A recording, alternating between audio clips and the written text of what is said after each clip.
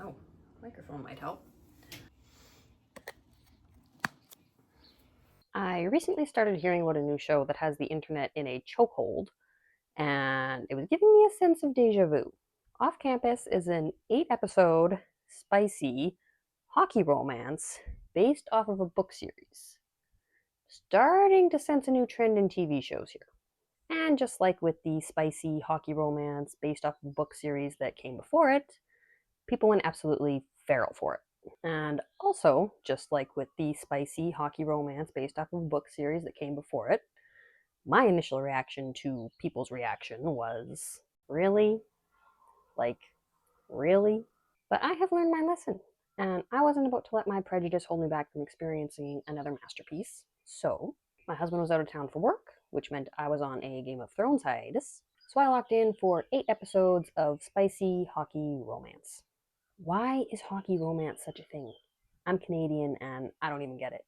The first thing I noticed about Off Campus, like within the first couple of minutes, was that I had been misled.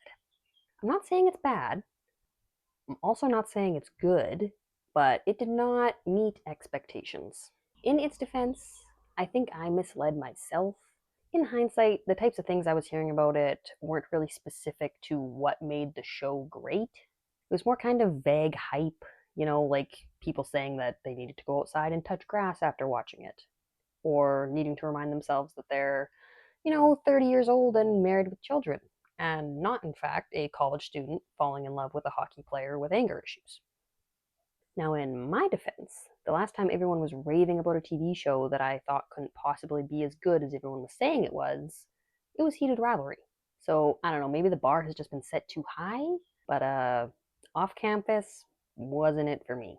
If I wasn't planning on making a video about it, I don't think I would have made it past the first 2 episodes. I'm not saying that as a judgment on people who liked it. I can see how this could be a very enjoyable show to a certain audience, apparently a very large certain audience, but it is not an objectively good show. For starters, the characters are so cliche. One of our main characters, Garrett Graham, is in a hockey fraternity, and there's a scene in the first episode where we're kind of being introduced to the other players on his team, the important ones, anyways, and we're being taken through the house while these characters interact, and it's like they're all being introduced by their cliches. It's like, this is Dean. He's the happy go lucky man whore. This is, I don't remember his name. He's always cooking something bougie. This is Logan.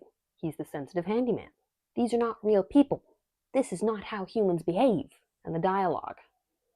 Oh, the dialogue. Good dialogue sounds organic, natural. Dialogue in this show is so obviously written. It's trying so hard to be fun and witty, but it's so painfully obvious that this is someone or several someones sitting down and writing what sounds fun and witty on the page, but does not insert itself into human interaction well at all. This is an incredibly cheesy show, and I think that might be one of the reasons why people loved it so much. And no hate to them, love that for them. But for me, I was just kind of rolling my eyes through it. It felt like it took itself too seriously for me to be able to just relax and enjoy it for what it was. But it seems that I'm in the minority. But it seems that I'm in the minority with that opinion. Getting more into specifics, if you've been living under a rock, Off Campus is about the aforementioned Garrett Graham, a hockey player with anger issues who is afraid of becoming like his father, and Hannah Wells, an awkward classical music composer with a crush on the college's resident indie cool guy. I forgot his name as well. Garrett needs help passing a class that Hannah is an A-plus student in, and Hannah needs help getting the attention of resident cool guy. So what are the pair to do? Obviously, enter into a fake relationship. Hannah will help Garrett study for an exam they have coming up, and Garrett will help Hannah get the attention of Mr. Cool Guy by pretending to date her. Because, according to him, look, guys like that only want what someone else has, especially when that someone is a Briar U athlete. Seems like a real catch. And here's where we find problem number 1 that I have with the plot. Hannah's crush on this guy makes no sense. They make this big deal out of saying that Hannah never falls in love. She's never into anybody. But, this guy, he's special.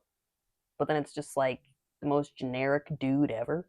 He's attractive and he's a musician like Hannah, so I get the crush, like I get it. But this is someone she is actively pursuing. And anytime they interact, he is so obviously disinterested. And she's just completely unfazed. Someone tells her that the only way to make him want her is to act like she's already taken. And instead of thinking, he's clearly not into me, and maybe if that's what it takes to get him, that's not the type of person I want to be with. But instead, she's just like, that sounds like a great plan. Let's do it. If her standards are that low, you'd think she'd be falling in love all the time. Problem number two I have with the plot is that Garrett and Hannah get way too close, way too fast. And I get that there's only 8 episodes and they had to move things along, but literally by their third interaction, he's telling her that he can tell she loves music because she disappears when she's playing. Okay, first of all, nobody talks like that out loud. Second of all, dude, you are way too comfortable. Rein it in. Pull up. Okay. Pull up. I did actually enjoy their friendship once it was more established. I might have actually enjoyed their friendship more than their relationship, but it was fun. They were cute. I just wish they had a bit more time before getting into the deep stuff. The progression felt unnaturally fast. And then once we were into the deep stuff, is where I started feeling that it was taking itself too seriously. It just didn't have a good balance to it. There's some really heavy stuff in the show, and that deserves to be taken seriously, 100%. But that mixed with the really cheesy dialogue and vibe of the show just didn't felt a little whiplashy to me. Now, speaking of heavy stuff, let's talk about Garrett's anger issues. My issue is no one's really allowed to be toxic anymore. And it's kind of frustrating. People want the drama that comes with toxicity, such as a character with a bad temper. But the characters aren't actually allowed to be toxic, unless they're the villain, because then they'd be problematic. And that would mean that the show is promoting that kind of behavior, which is not true. People are not all good or all bad. People do crappy things sometimes, even if they're not crappy people. If you're going to have a character struggling with anger issues and breaking a generational cycle, then commit to it. Mild spoiler warning here. The situation that they put Garrett into to show us how dangerous his temper is and that he takes as proof that he is like his father does not prove either of those things. Beating up someone who assaulted your girlfriend and then insults her to your face is in no way comparable to abusing your family. I mean, violence is never the answer, but I think most people who don't have anger issues would have reacted in the same way. So consider this my campaign to bring back toxicity. Overall, as you can probably tell, I didn't like Off Campus, and I'm feeling a little bit left out. I would love to be fangirling over it with everybody else. I get why people enjoyed it, but I really don't get the hype.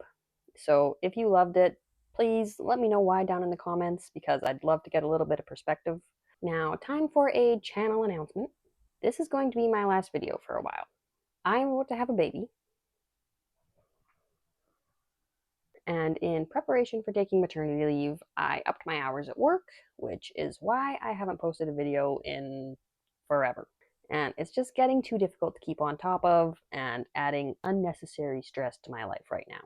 It's really hard to focus on writing and putting out videos when the most important thing to my brain right now is that my blinds get cleaned before I go into labor.